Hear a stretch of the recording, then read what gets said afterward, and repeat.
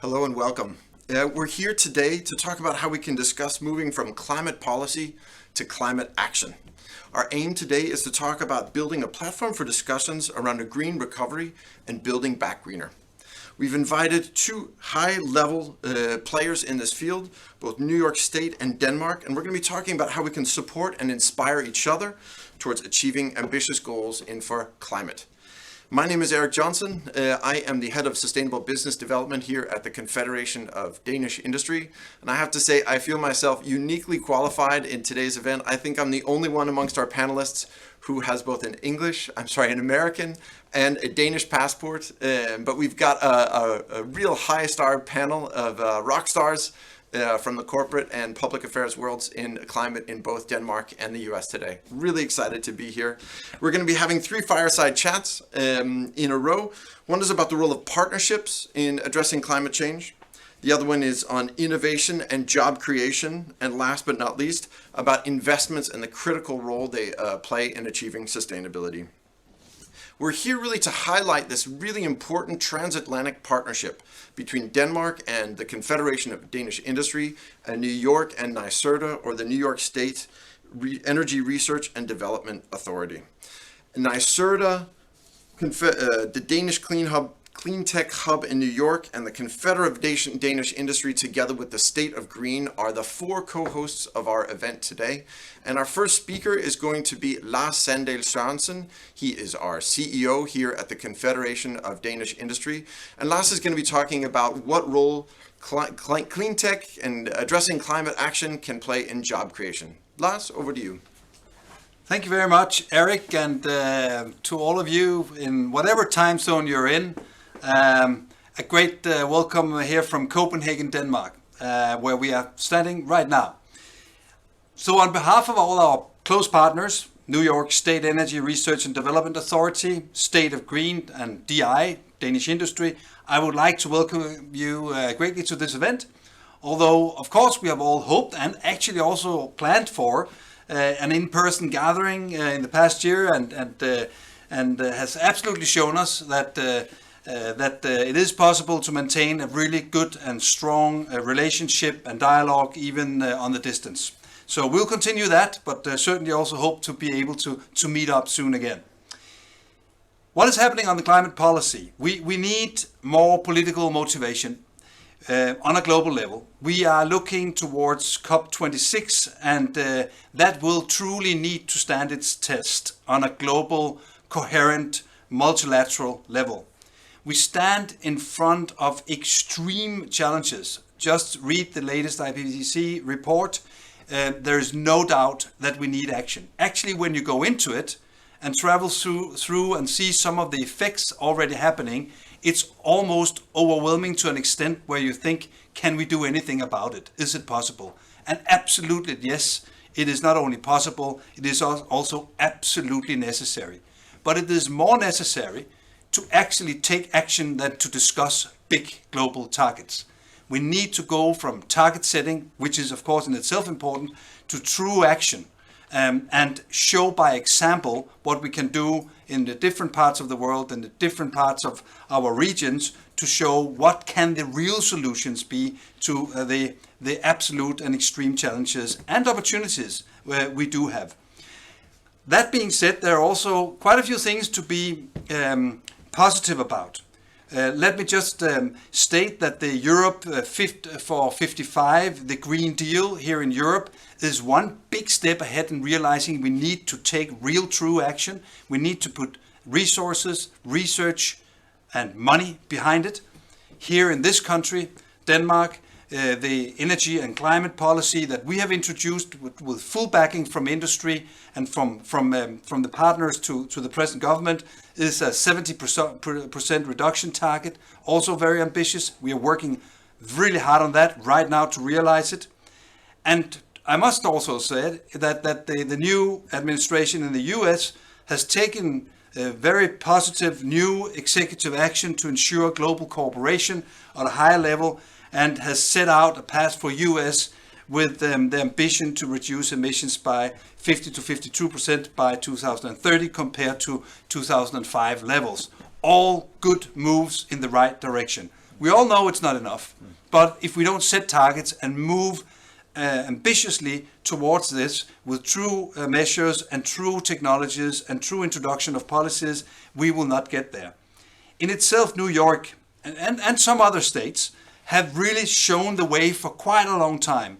The way in setting nation-leading goals on climate change, renewable energy, etc.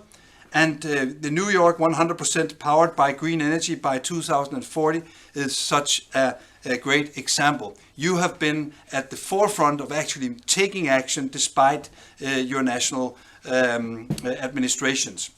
So how do we deliver on these objectives? One thing is global commitment and multilateral commitments and national reduction targets. Another thing is making those ambitions a reality on state level, on city level, on small countries like ours level, alongside with creating jobs and strengthening the local economies. There is no silver bullet. Anyone who have looked into the not only the need for action, but to actually look into the different parts of our globe and the machinery of what this take in all parts of our society will know that there is no one single solution. It's a lot of small creeks coming to a big river. And we need to bring together governments and business in developing solutions and new technologies on all different levels in all different sectors. We need vision, we need leadership from government, and we need the innovation and creativity from business. This is a public-private relationship. A strong public-private relationship will create results. None of us can do it alone. I also think that what is happening in many areas of the world, when you look at elections going on, luckily there is becoming, at least in big parts of Europe, an increasing strong demand from population that action is needing. This is when we talk energy efficiency, which is a whole area of itself, where you in New York state and city already are working with clear targets and very ambitious and I think setting good examples for many other cities around the world, but also on renewable energy. Here in Denmark, we have in 2019 set a goal of reducing CO2 emissions by 70% in 2030. The corporate sector supported this, and we were actually part of initiating a full support of it and making it happen. To reach this ambitious goal, it was our strategy and also our experience that by cooperating and creating a partnership between government and businesses, we have had to develop solutions fit for businesses as well as for society in collaboration. We have also realized that it is very different from the building sector to the transportation sector to the production sectors in terms of life science or whatever. All the different sectors have different problems, different challenges, and also different solutions. That's why we, together with the government, appointed 13 different climate partnerships within 13 sectors of our economy, whose task was to develop true and specific recommendations to reduce emissions in these sectors by 70% in 2030, while strengthening the competitiveness of business simultaneously. How and why? Well, by actually accepting that we are part of the problem, we also want to be an important part of the true solution. Identifying in the different sectors what are the key obstacles, where are the emissions predominantly coming from, and how can we solve it?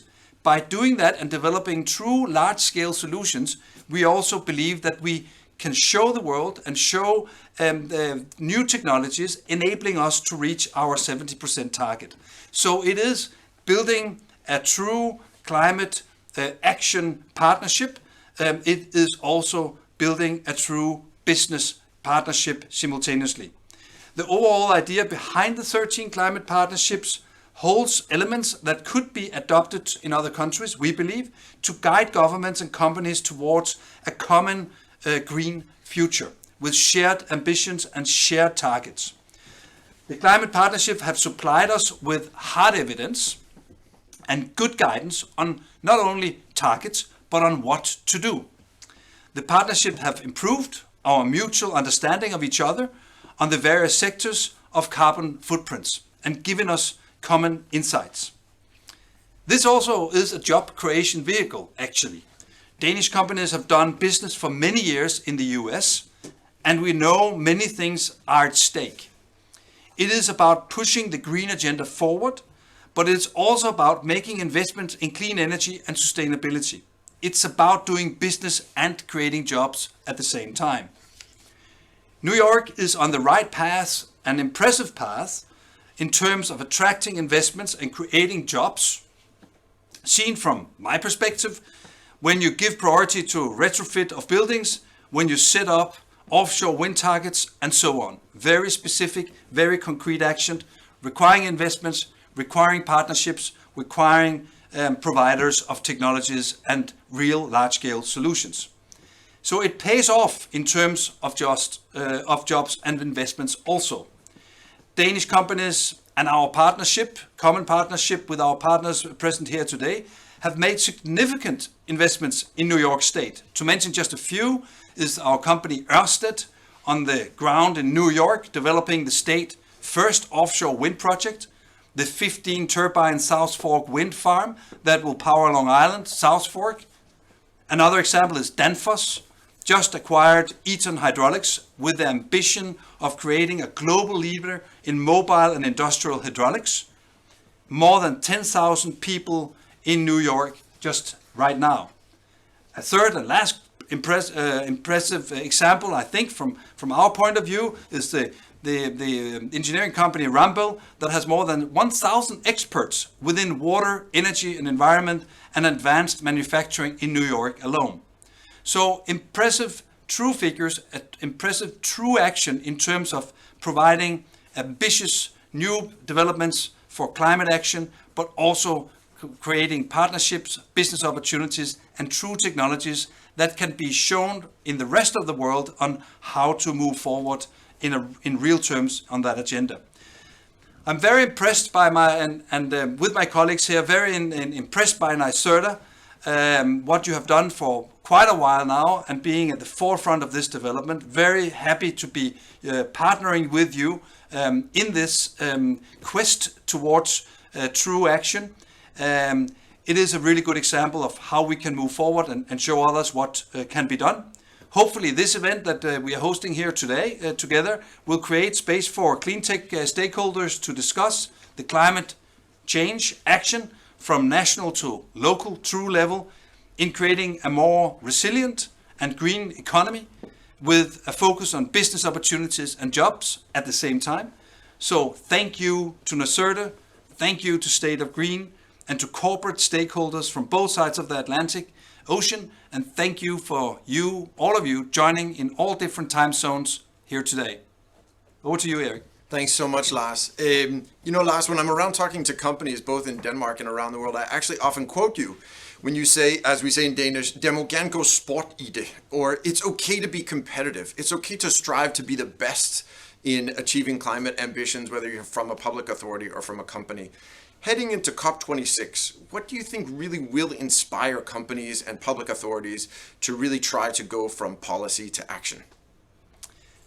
I truly hope that we will see more focus on what to do in specific terms than in terms of creating overall political statements. I think we are all pretty, to be very straightforward, pretty tired of political statements and very fluffy big words. We all know it's necessary. We need to go into specific target setting, to commitments, and also to discuss what do we actually do to reach these targets. And here it can be and should be competitive on innovation and creativity in creating large-scale solutions that will actually help us to meet those targets we need to set up. Wonderful. Thanks so much. Like you, I work with sustainability and climate change all the time, and I often say I only see opportunities. I think it's the only way to work in this space without getting quite discouraged sometimes, given the picture we're facing. Thanks so much, Lars Sandel Sørensen from the Confederation of Danish Industry. Our next speaker is going to be online and also a co-host of this event from Nyserda, the New York State Energy. I'm sorry, I've forgotten. We just call it Nyserda so often, I've forgotten what it stands for. I'm sure I'm not the first. But we've got the CEO and president of Nyserda, Ms. Doreen Harris. She has had over 10 years of public service in the executive, technical, and policy level at Nyserda. Nyserda is a public benefit corporation that advances innovative energy solutions to improve New York State economy and environment. Ms. Doreen Harris, over to you. Good morning. Thank you, Eric, for the wonderful introduction, and Lars for the remarks. It's great to be here again this year, virtually as it may be, but certainly working with the Danish Hub to reinforce our partnership with Denmark on fighting climate change, advancing clean energy, and promoting economic growth.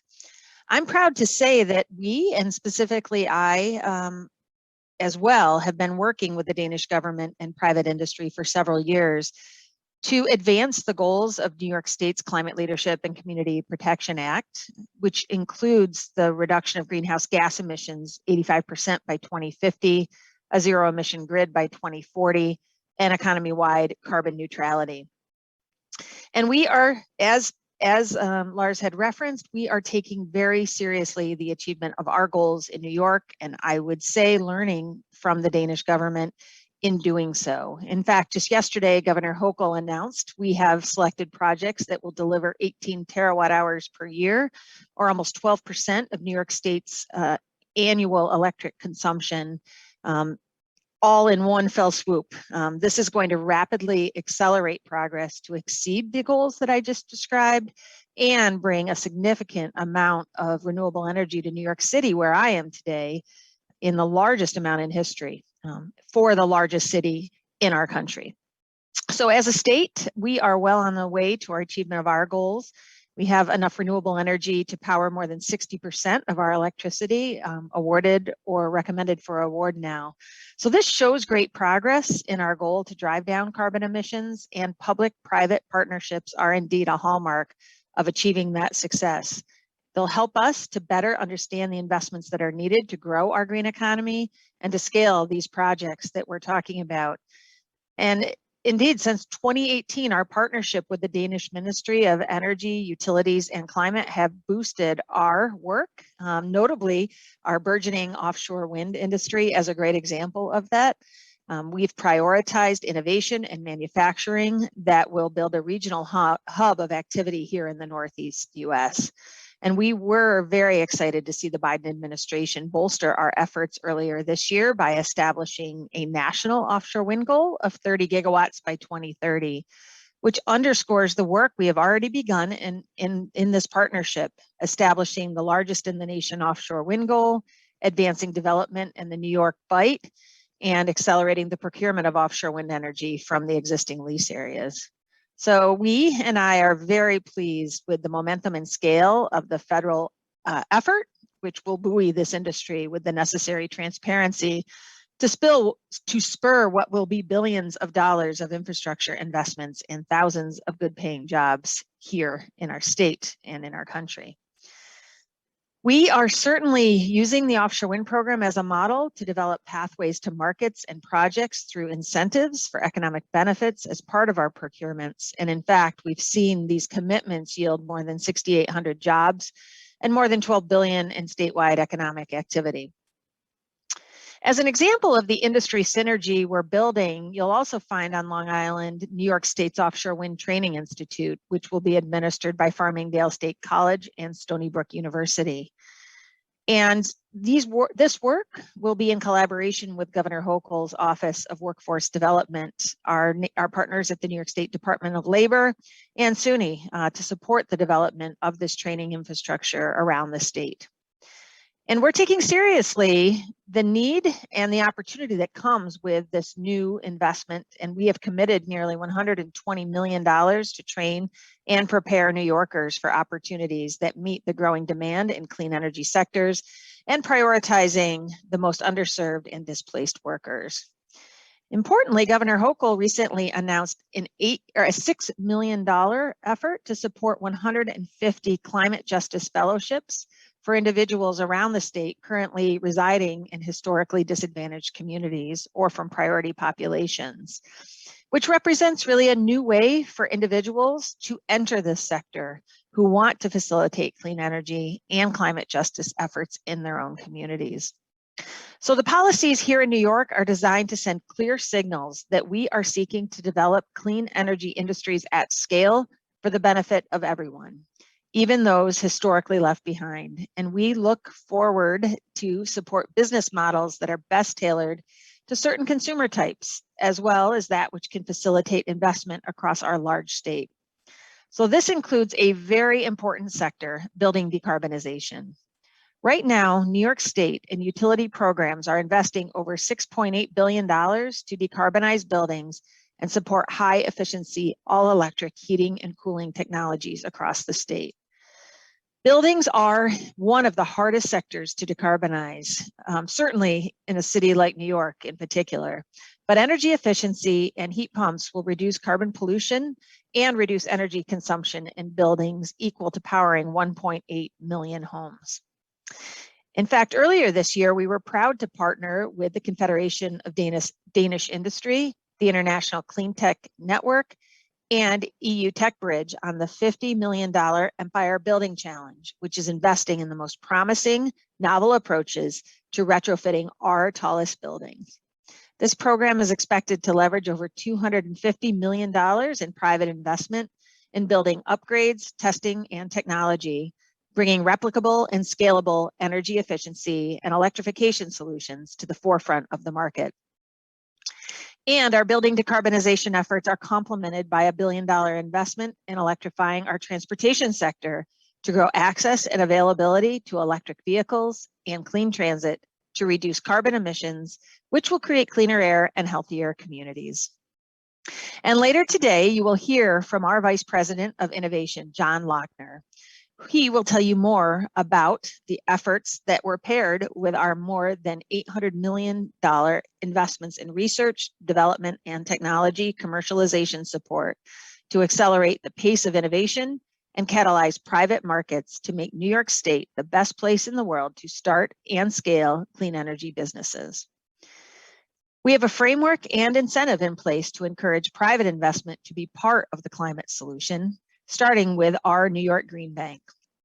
It was created to build confidence for providing clean energy support in the private lending sector, and since its inception has made more than $1.2 billion in total commitments. And you will hear more from Andrew Kessler, the president of the New York Green Bank, later. We are extremely proud of our accomplishments to date, but in truth, we are just getting started. We welcome the opportunity to continue to work with you to develop and infuse successful climate solutions throughout our economy and to learn from one another. So thank you again for the opportunity to share our important clean energy work and our collective efforts to fight climate change. Truly, together, we can transform our state and the earth, as it were, our green economy building together and for generations to come. So thank you again. Very much, Doreen, and I can see in the background you're there very early in the morning, perhaps before all of your colleagues are there. We've got over 600 participants online today from the US, from Denmark, and around the world. We've got public authorities and institutions, we've got companies, we've got investors. If you were going to give them one takeaway from your session about what role they can play and what opportunities they might find in helping you achieve your mission, what takeaway would you like to leave them with? Yes, the scale of New York's Climate Act is really such that it cannot be the case that entities like Nyserda alone drive this type of transformation. We think of our money and our investments as a catalyst for the tremendous transformation that's needed in all sectors of our economy. And so when we think about roles and responsibilities, it really is not only the case that we need to be part of a global movement. I'm pleased to say that we increasingly are, but that also we really need all participants, public and private, to not only participate, but benefit from these commitments in their own work. So it's a wide open door for all participants as such. Thanks, super. Thanks so much, Doreen. So what I'm hearing from you is we can't do it alone. It's going to take partnerships, but through these partnerships, there's also opportunities for all different kinds of stakeholders to play a role and also meet their own agendas and needs. Thanks so much from Doreen Harris from the New York State Energy Development Research Authority. There, I got it. We've got a 1-minute film coming from Nyserda, and we'll hope to see you back after that. This is New York's path towards what is possible. The charge we continue to lead. The fight on climate change. Fueled by new technologies and innovations, new strategies, and a relentless commitment.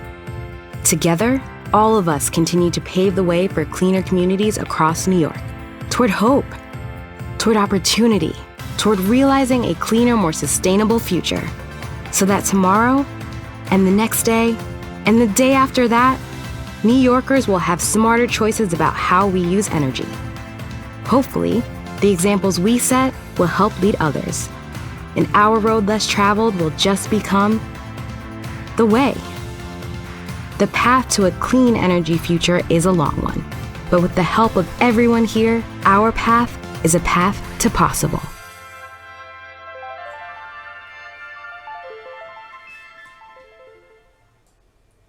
Hello and welcome back. We'll be heading into our first fireside chat of the day, so try to picture behind me kind of a fireplace, a roaring fire, maybe a couple of dogs and a leather armchair as we invite our first 3 panelists all online to be joining us in what is our first theme for the day, which is all about innovation.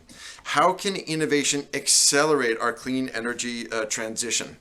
On the panel today, we have John Gallion, the president of Danfoss North America, Daniel Merfeld, VP and CTO of GE Renewable Energy, and John Lochner, VP Innovation of Nyserda. Welcome to you all. Thanks.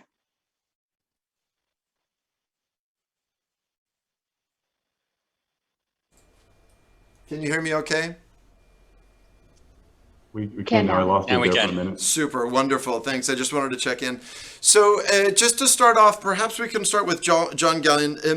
The climate goals we've set, super ambitious, right? And the approach we often take at DI is encouraging companies to set what we call moonshot goals, or goals when we know maybe perhaps 60 to 80% of how we're going to reach them. The last 20% are achieved really through innovation and setting these really long-term, ambitious, or big, hairy, audacious goals, as they're sometimes called. How can we drive the innovation needed towards these big, ambitious goals? And what are the main enablers from your perspective? And what stands in the way? Yeah, so thank you, Eric, and good day, everyone. And thanks for the opportunity to be here. For me, I think, as Lars highlighted, right, the latest UN IPCC report says, look, we need to take action, and we need to take action now. And so for me, when I look at it, how we can take action is that we can utilize what I call underdeployed innovation and technology that exists today. And in doing this, we not only increase the energy efficiency, but we also conserve energy. And this provides us an additional pathway for future innovation and for things that we invest in, like renewable energy and other initiatives that really have a longer time horizon. So this for me is very important. The relatively easy example that I use, if you look at the US residential air conditioning and heat pump market, it's about 9 million units manufactured and sold every year. So it's a pretty big market for sure. When I look at the split, more than 80% really goes into existing homes. It's replacement or upgrades into their systems, and the balance is for new construction. But using that same overall profile of units, more than 80% of these units are really at the minimum federally mandated energy efficiency level. Yet, all of the major manufacturers have innovative technology and that has these units to be 30 to 40% more efficient in their portfolio. These include, variable speed compressors, variable speed fan motors. They can really drive a very high level of indoor comfort. But again, they represent a very small percentage of that 9 million units. And then for you, maybe you know or not, but the average life of a residential unit is about 15 years. So a unit replaced today really doesn't come up for replacement until 2036. If you'll get the commercial sector as an example, it's probably 20 years or more if you're looking at rooftops, or it could even be longer if you're looking at chillers. So we're really missing an opportunity here, and it's something that we need to focus on now. Yes, these high-end units, if you will, do cost more. They have a higher first cost, but they do have a fiscal payback that makes sense.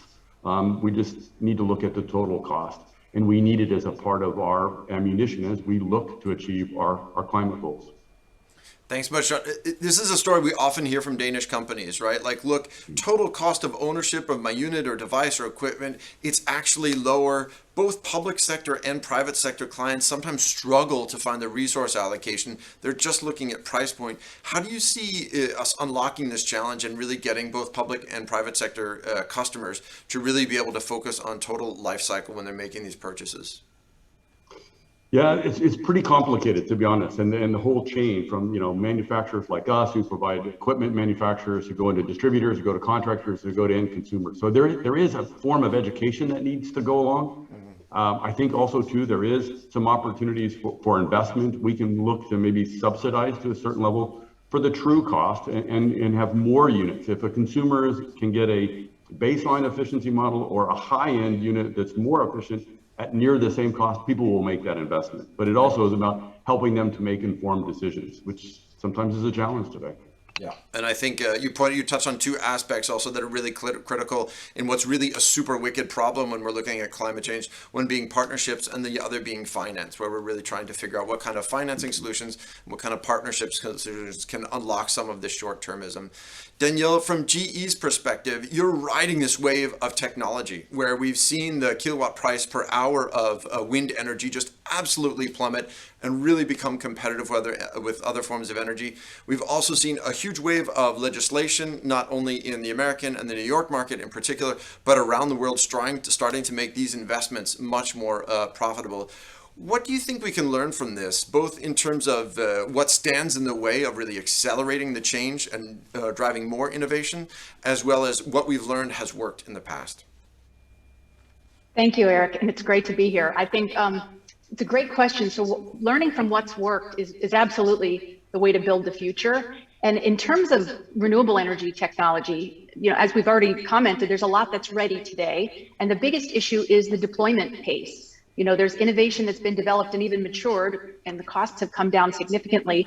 But today we're limited by permitting and regulatory hurdles, things that slow us down from building and connecting these new wind or solar farms to the grid, building new transmission to connect more of these resources to the loads in the cities or in high population areas, and then just grid modernization, keeping this electrification framework up and running, because that's going to be what holds up, up to 80% of the future of our energy system. So that's one big obvious hurdle, is how do we get permitting to happen faster for the things that already exist? The other big hurdle that we have is within the supply chain. Some of what drives inefficiencies in the system is the fact that in many places we don't have a really robust supply chain, meaning, in the US, we've had a PTC roller coaster ride where you might have a big year or you might have a very small volume year. And it's hard for companies in the whole chain to survive through that kind of ups and downs. So having consistency and having a demand driver, and that's what we're seeing now with so many policies coming out, is it's really spurring a more consistent long-term demand that can help really drive the whole supply chain. That being said, it doesn't mean we don't need more innovation. So clearly, even this, what I would refer to as more mature technology, still needs to survive the phase where it becomes even more competitive. There's going to be a strong need for innovation in wind, for example, to overcome logistics issues as we transport larger and larger components and subsystems. And we have a resource gap of critical materials if we're going to be building out thousands or hundreds of times more than we're building out today. So these kind of solutions are going to be important for maintaining that pace of growth and ultimately aligning with our sustainability goals to have low carbon products, but also low carbon operations. Super, thanks for that. We heard from Doreen earlier about partnerships, and John also touched on this key idea of partnerships really being critical. When we look at the supply chain, are you working with your suppliers in any kind of a way to try to help them, for example, look at decommissioning of offshore wind, what's going to happen to those facilities when they reach end of life, or perhaps, for example, helping them reach their own carbon targets and getting more documentation, or even from a purely business perspective, helping you to help them to have a more robust and diverse supply chain? What's GE doing on this front? Yeah, yes, on all fronts, Eric, we definitely benefit from working closely with our suppliers. And in terms of blade recycling, which was sort of the area that sparked as you were asking that question, we do this through partnerships. We announced late last year a partnership with a waste management company called Veolia here in North America to do all the recycling for our blades that are coming off of more mature wind farms for when they're repowered. And we've also built a framework in Europe that's much more circular. So we have Neowa, Lafarge, and even a tower manufacturer. So we're looking at the full cycle of not just recycling the blades and using that in a process to make greener cement, but then using the cement in our wind turbine towers. So I think these kind of partnerships are going to become more critical as we see more engagement across the whole life cycle of these assets. Yeah, wonderful. Thanks. John Lochner, we heard both from John Gallion and from Danielle about some of the legal and regulatory hurdles that can sometimes stand in the way of really accelerating innovation, getting both the existing technologies that we know work, like energy efficiency, renewable energy, into existing housing and building stock, as well as some of the breakthrough new technologies. What have you seen that's worked, and where do you hope to be in 5 years in the role that you play with both companies and public institutions? Sure. I mean, I guess I'd start by saying, the recent changes in how permitting work in New York is obviously kind of a clear area where the state is trying to resolve one of the issues that Danielle brought up kind of very directly. More broadly, we really just need to be creating the right markets and the right incentives to support the deployment. And again, as Danielle said, we need basic innovation as well. We need to keep funding R&D, but there are a lot of great solutions out there, like John's, that just need faster deployment. And so we work with local government, we work with permitters, we work with jobs training programs to support kind of all up and down the supply chain to ensure that the folks are educated and know the opportunities. It's our job to keep doing that. I'd say, something else here is, we continually think about when we invest in, how do we look for that center of the Venn diagram where there's an opportunity to address a need from a customer segment, as well as addressing the decarbonization that our goal is really driven around. And so, if I think about heat pumps, not a lot of people in the morning wake up and say, wow, I really wish I had a heat pump, but they do wish they had a more comfortable temperature in their apartment. They do wish they had more control over temperature, right? They want a lot of the benefits that a heat pump can provide them. And so it's our job to really, I think, highlight those things and invest in those particular pieces of the technology. And what do you think, what are the, back to the within 5 years question, where do you hope to be in 5 years? What kind of potential roadblocks do you see on the way? And the reason I'm challenging you a bit on this is I feel like when I sit on a lot of these sustainability panels and everybody's happy, everybody's telling the positive story, but we know that it's a complicated and bumpy road. And we know that from a legal and regulatory perspective, from a company perspective, there are a lot of challenges along the way. What challenges do you see, and how are you helping both your public authorities that you're working with as well as private authorities to try to address those? What concerns you? Sure. I mean, I think, the Climate Act in New York State was really the impetus for the state changing how it approached decarbonization.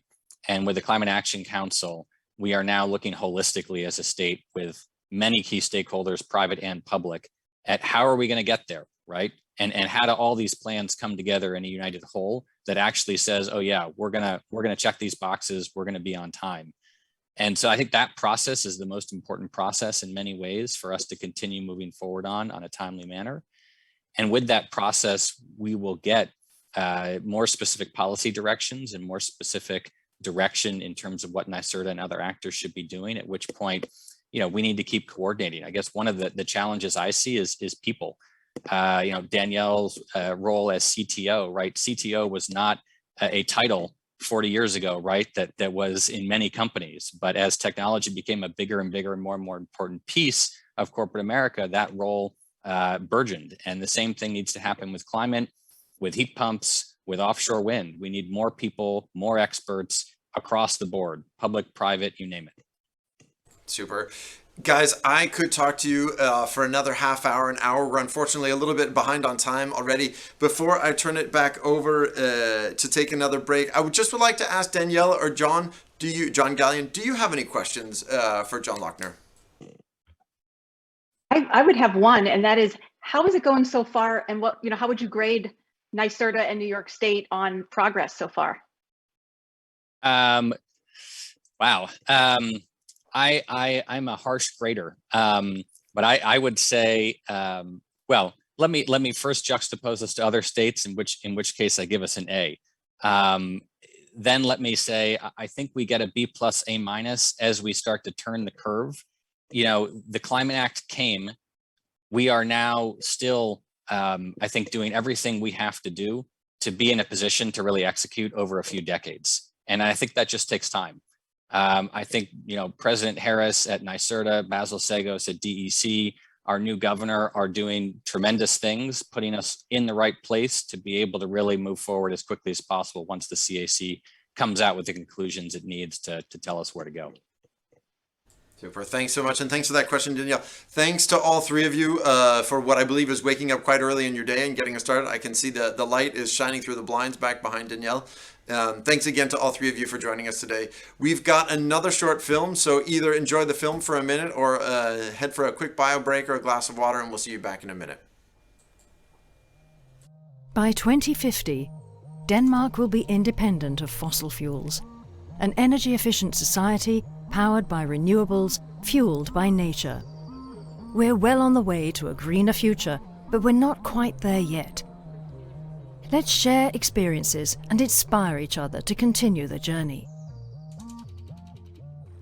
It was the oil crises in the 1970s that triggered our green transition. We began to invest in renewable energy and focus on energy-efficient solutions to break our dependence on imported oil. Since 1980, Denmark's economy has grown by more than 100%. While our energy consumption has remained the same, and our greenhouse gas emissions have been reduced. But we still need to make progress. Welcome back.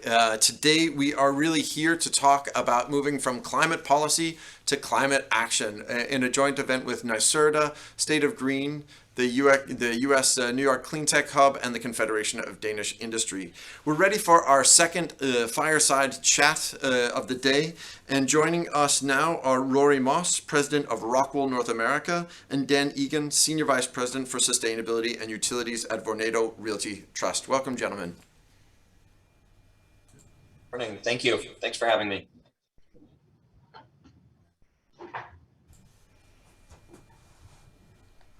Hi, Rory. Can you hear us? Are you with us? I can hear you fine, yes. Wonderful. Rory, why don't we start with you? And I'd just like to ask a very general question. If you could say, super briefly, what is Rockwool and what do you do in the world? Great. Super briefly. Well, Rockwool, what we do is we transform volcanic rock into stone wool insulation, simply. So we take the most abundant resource on Earth and we transform it into a product that is sustainable and really helps where people live, learn, work, and play. That's really what we do. We have, I'll just give you a little bit more background. We've been in North America for over 30 years.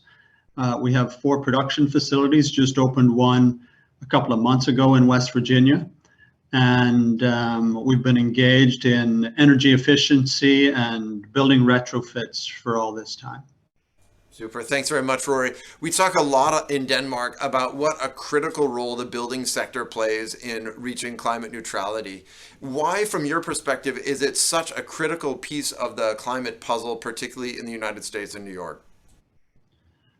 Well, if you look at the size of emissions or the amount of emissions from cities and buildings, they range between 40 and 60+% of the emissions that occur.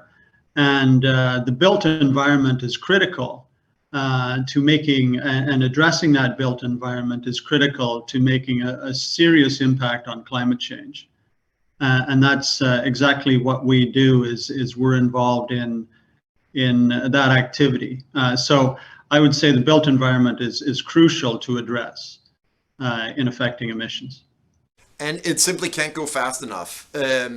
From your perspective, what can accelerate this transition? We know that dollar for dollar, if we're looking at dollars to carbon, some of the best investments we can make, as Danfoss was noting earlier, are not in breakthrough technologies alone, but actually in renovating existing building stock and energy efficiency. So why isn't it going faster? Is it this problem of total cost of ownership versus price point? Is it the legal and regulatory barriers? And how do you see us moving forward?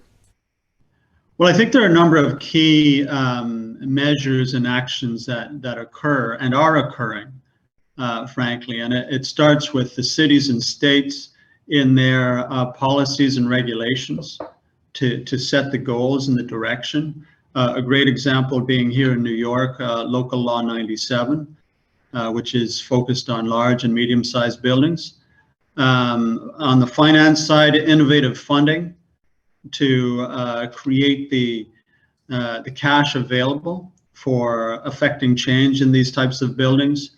Then on the construction side, that's where we come in, is how does it get done? How do you execute and bring the right products forward to make the biggest and most lasting change?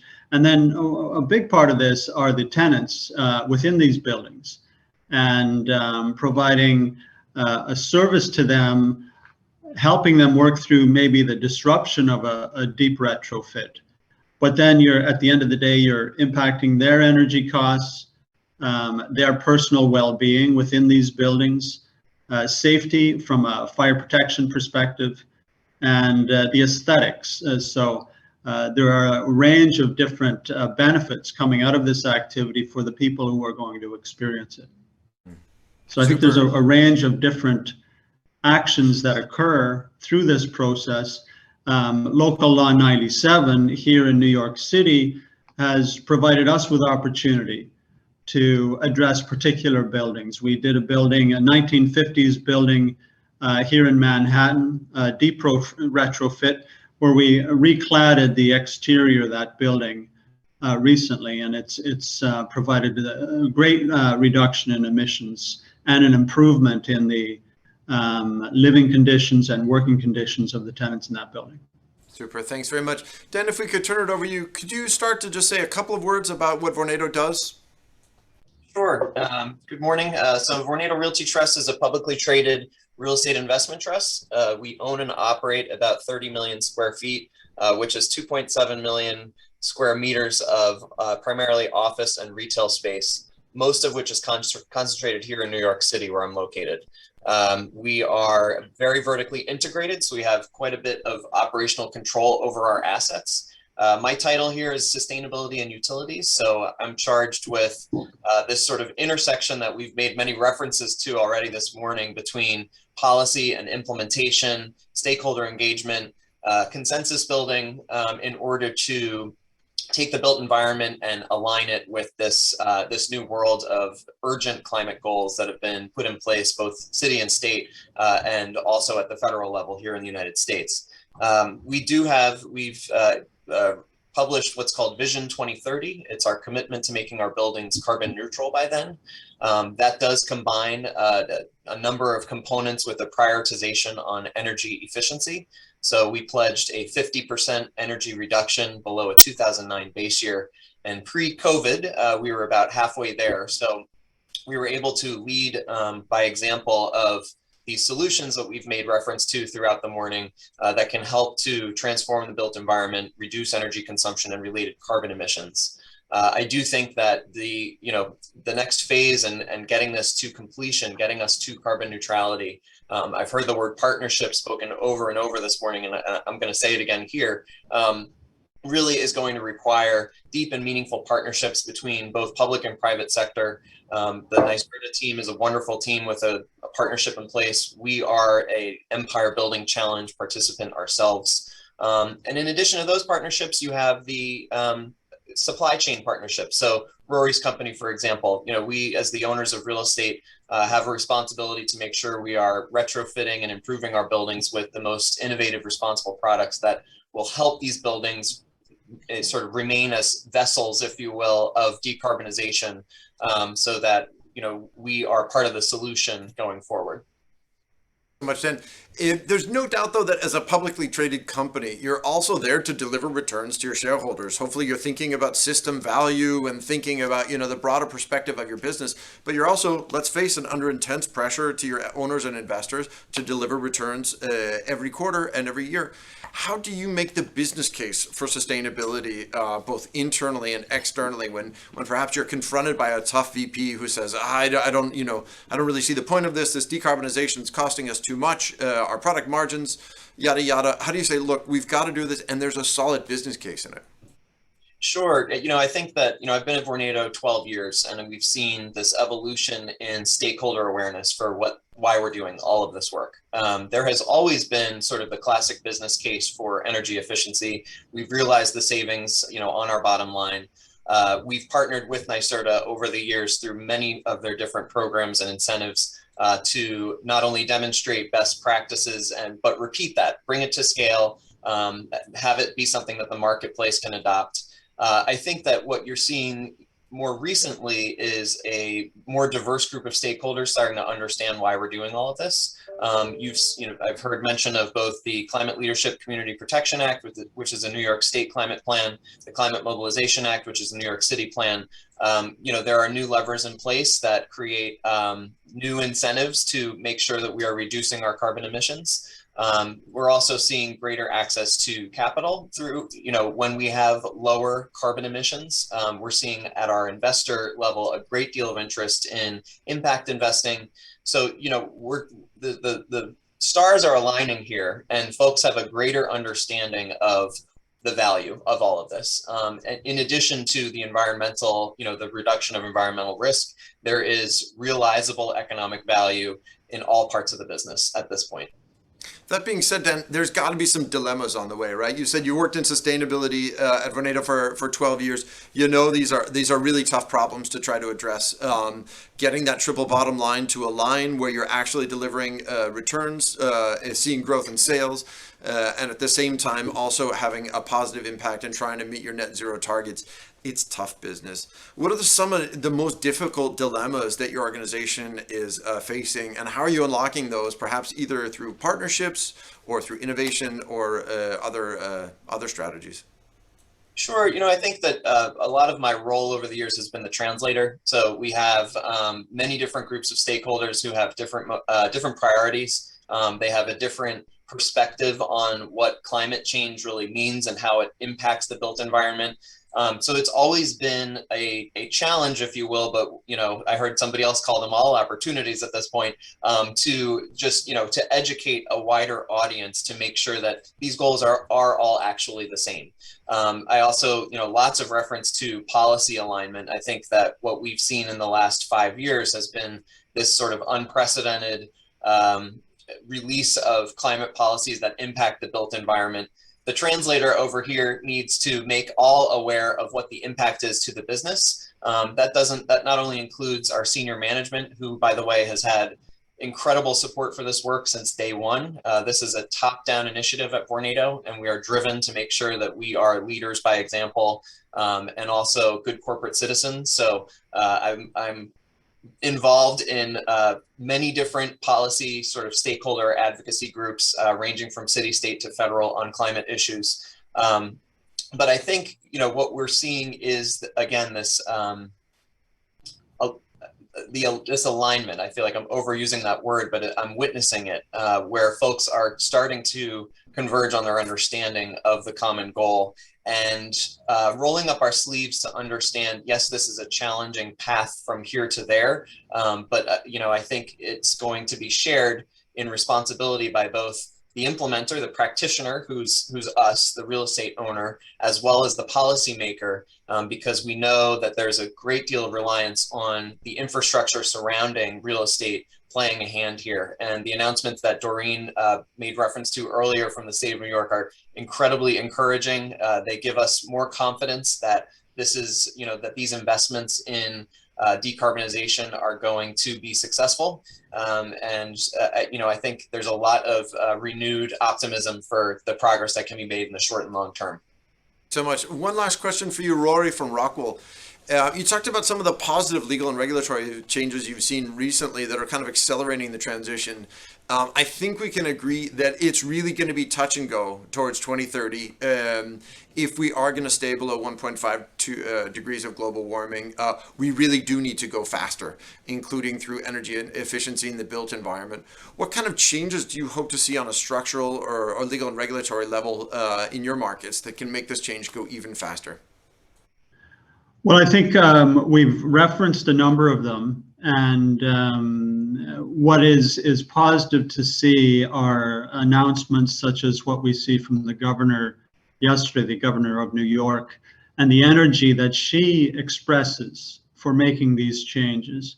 And I think there's a momentum here that is building, and a lot more stakeholders need to be brought into the camp.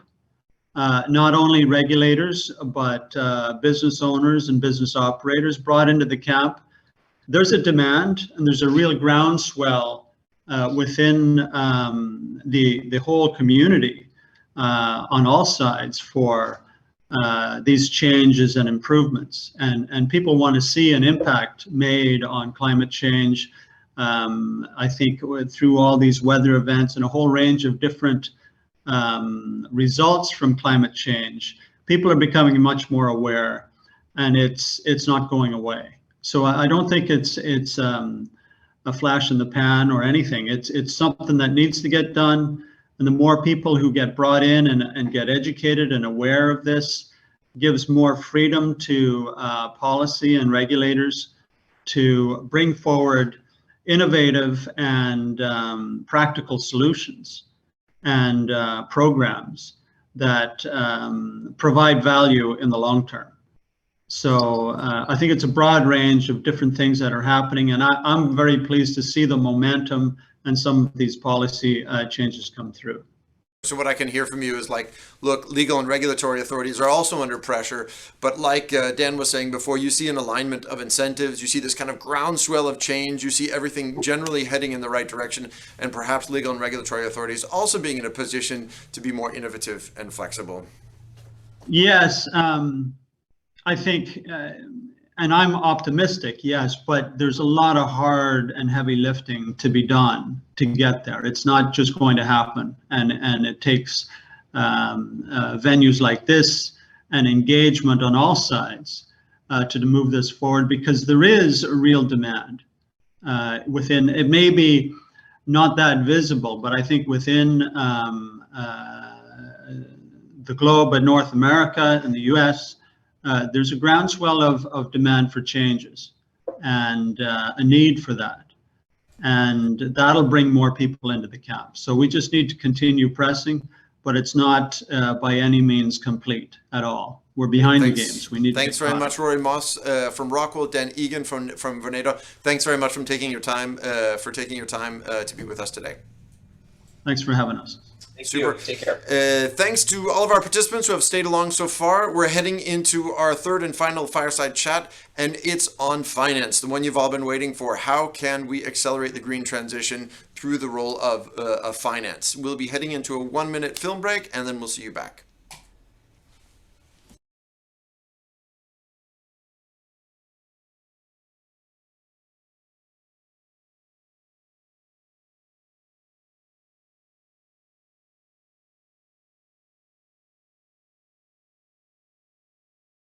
All of us continue to pave the way for cleaner communities across New York, toward hope, toward.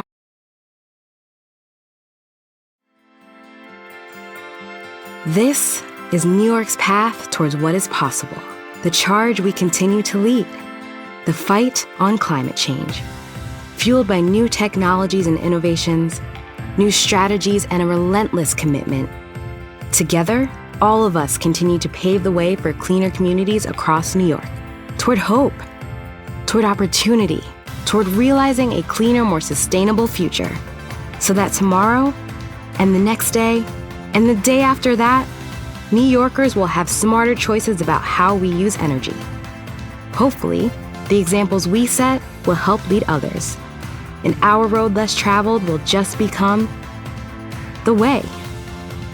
The path to a clean energy future is a long one, but with the help of everyone here, Super welcome back. Thanks to everybody who stayed along with us so far, where we're talking today about climate action, moving from the talk to the walk, moving from policy to actually doing something about it. We're here with our four sponsors: Nyserda, the New York State Energy Research and Development Authority, Confederation of Danish Industry, State of Green, and the New York City Cleantech Hub. Our next session, our next fireside chat is on finance and the role that financing can play in accelerating the green transition. With me here in the studio, I have Torben Møller Pedersen, CEO of Pension Denmark, and online we have Andrew Kessler, the president of the New York Green Bank. Welcome to you both, gentlemen. Thank you much.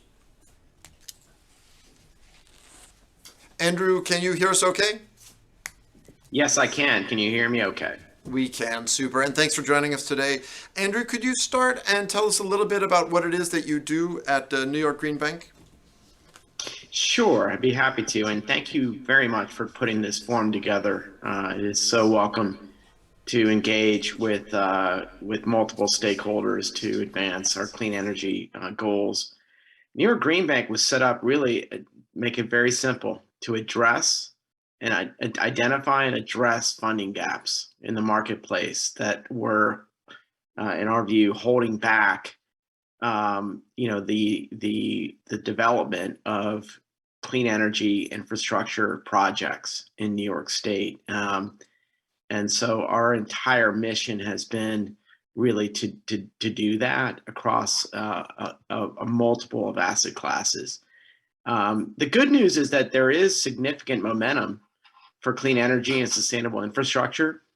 And we've demonstrated that. We've committed over $1.6 billion to New York State infrastructure, sustainable infrastructure, since our inception. Again, across a wide range of asset classes, including solar, that includes resi, community solar, C&I, wind, storage, energy efficiency, clean transportation, to name a few. But even economically viable projects that are using commercially proven technologies are frequently unable to access the financing that they need in the private market. And there's lots of reasons for that.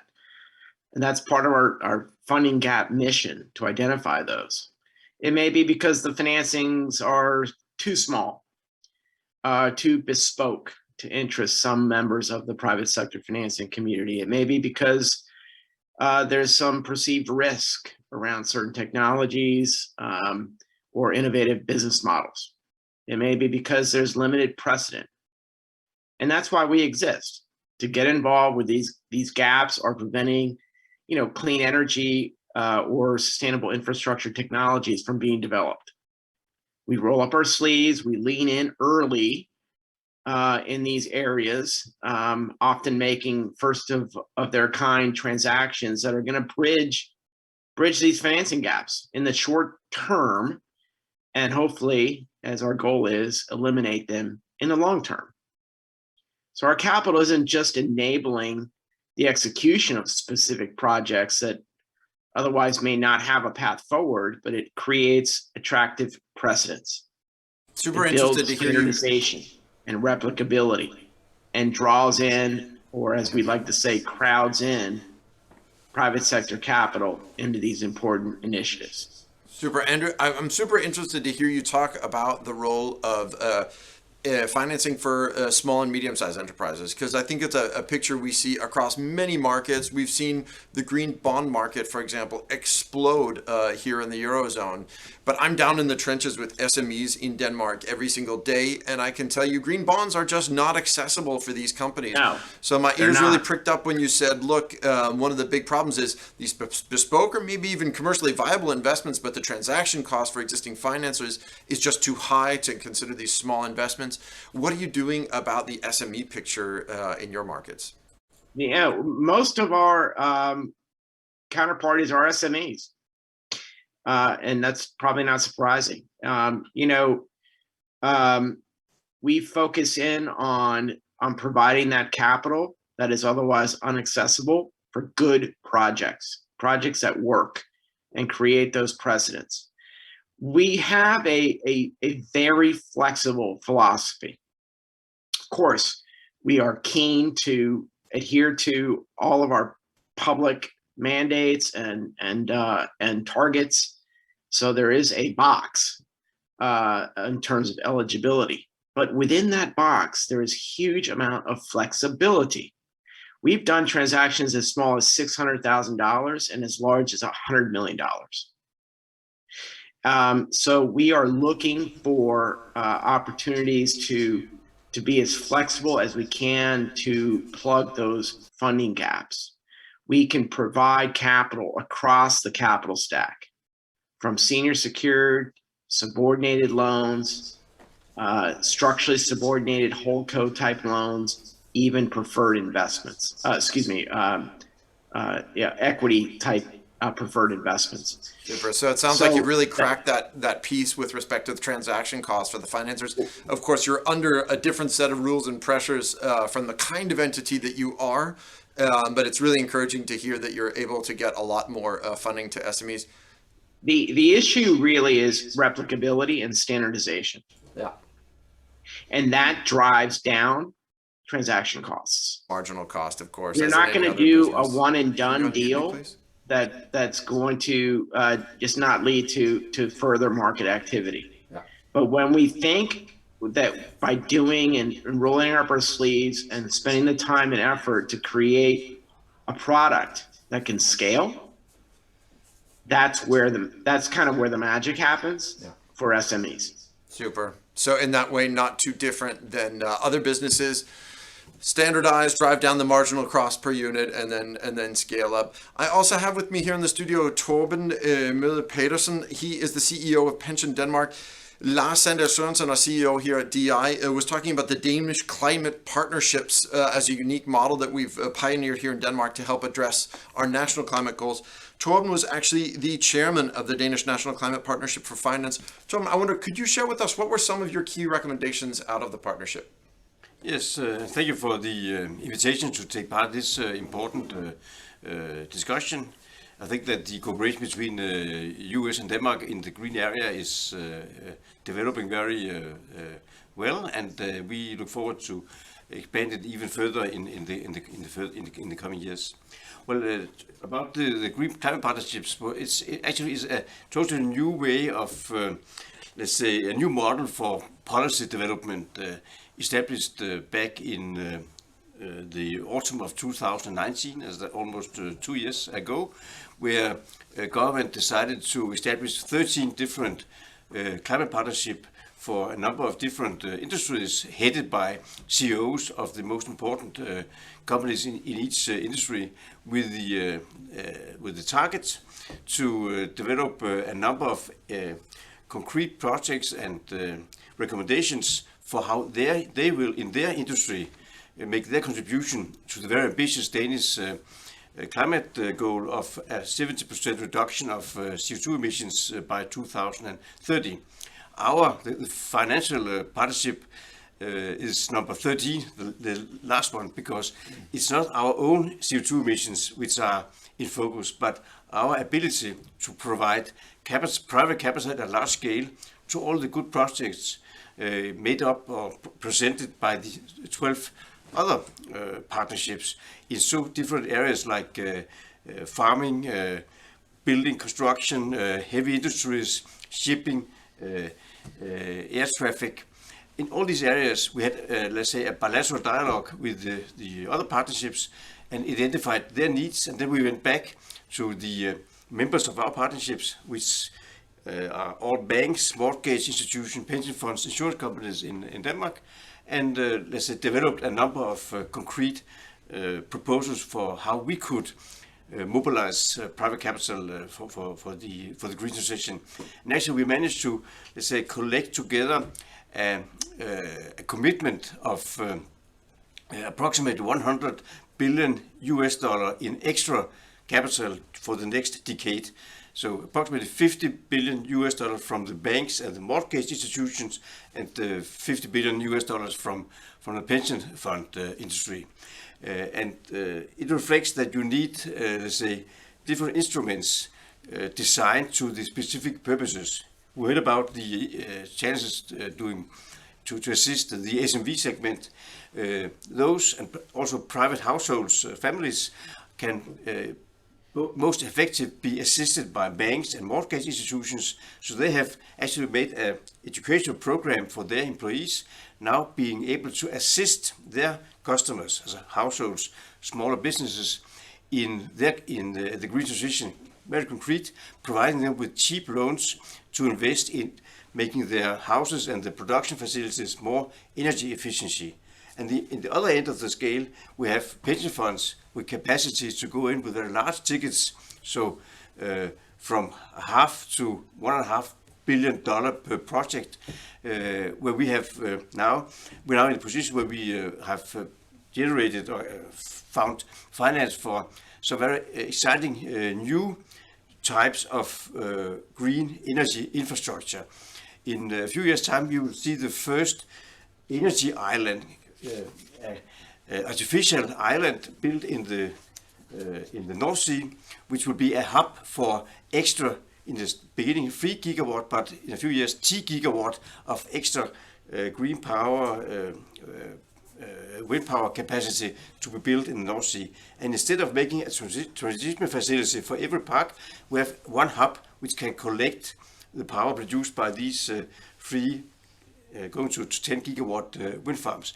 And at the island, we will not only put up a transmission center, providing transporting the power to the shore, but also a power to X facility using abundant green power to produce green hydrogen, which can be used as fuel in the heavy transport industries like shipping and airplanes and heavy transport, and also use the island as a storage venue, so we can, let's say, save power from very windy days and use this storage on days with less wind. So this energy island plus a very, very ambitious investment plan for the power to X technology, which actually is lifting the use of green wind power to I would call it a version 2.0, where you use not only the power as a power into the grid, as an alternative to power produced by fossil fuels, but also use green wind power as a natural resource, as an input into the production of green hydrogen, which can be used both as fuel, but also as green fertilizer for the farming sector. So by using the very attractive wind resources in the Danish North Sea, we can be maybe one of the most important producers in Denmark of green hydrogen, both providing fertilizers and fuel to Danish companies, but also exporting this stuff to the big industrial centers in Germany and Central Europe. So I think that the idea of mobilizing private sector in these financial partnerships is an concept, an idea which we think that other countries could get inspired of, and we would be very happy to share our experiences with you if you want to use this path to engage the private sector at a large scale. Thanks very much. And very briefly, because we're just heading to the end of our event today, before I turn the word over to Finn from State of Green, what about the EU Sustainable Finance Taxonomy, the EU Green Deal, a bunch of new legal and regulatory changes coming from the EU with particular impacts on finance? How do you see that affecting the Danish financing landscape and the effects it's going to have for companies of every size? We are very strong supporter of the development of standardized methods for measurement and reporting. I mean, you get what you measure. And I think that the work done by the European Union and also by a number of UN bodies in this area is of the most, it's a real great importance, because that will provide us as investors with new tools to identify progress in the green transition, and it will assist companies and households out there to take the right decisions. So if I may use my, to say just one last, let's say, greetings to all our American friends. We're very proud that we are one of the large investors in what will become the first US offshore wind farm, the the so-called Vineyard wind farm, which has now reached all the necessary regulation to start construction. So when you, in a few years' time, turn on the light up in Massachusetts, it will be green power from a Danish-funded wind farm. So I hope you will enjoy it. Thanks very much. And Torben, I wonder if you could give a little bit of room for Finn to come and say the closing remarks. Thanks very much. And I can say on behalf of Torben, when a Dane says they're proud, it actually means something. They're amongst the most humble people I've ever met in my life, and usually quite reserved. So it really means something for Torben and Pension Denmark. Thanks very much for joining us for the event today. That's it from me. I'm going to turn the word over to Finn Mortensen from State of Green to say goodbye. Thank you very much, Eric. On behalf of the organizers, first of all, I would like to thank you, Eric. I think we should all accept and really appreciate your skills for taking us through today's event. Thank you for taking us safely through the day and facilitating both physical and online discussions. As mentioned earlier, this event today has been organized by Nyserda, Danish Cleantech Hub in New York, Confederation of Danish Industry, and State of Green. We hope you enjoyed the session, and we also hope that today's event will serve as a platform for further dialogues, partnerships, and discussions between American, Danish, and international stakeholders. Last but not least, a big thank you to all of you out there who've watched, and to our speakers. We are so happy that you all engaged so actively in today's webinar. I hope you felt inspired by what you learned today. So thank you very much, and until next time, goodbye.